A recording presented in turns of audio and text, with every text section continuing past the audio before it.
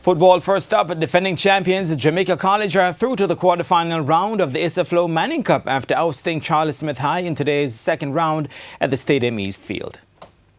Last Saturday, Jamaica College were made to work all the way against Charlie Smith before coming away with a 2-all draw. This week, JC made no mistake making their presence felt from early.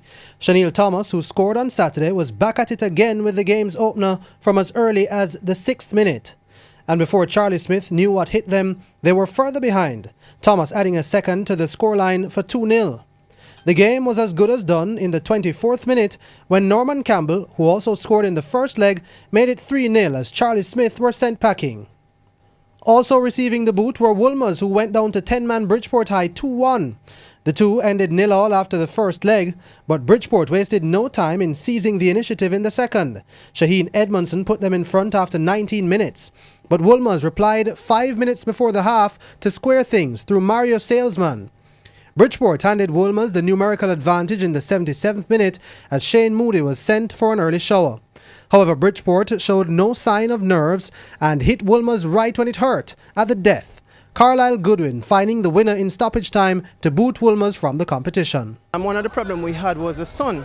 And we know we had a 1 o'clock game, so from we played the first leg, we have been training hard in the sun, trying to get acclimatized to the sun. And I think that is one of the things that turned the first 15 minutes around.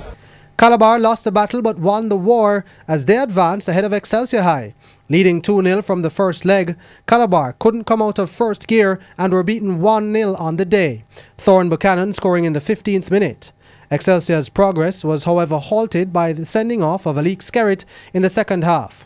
Calabar hung on to advance to the round of 16. We know what we can do, and we have no fear really. We're taking each game as it comes, and we get past this stage. We're going to just revisit what's been working for us, keep working, and what we need to add to get it working, and work on our weakness going into the next phase. We started out very well.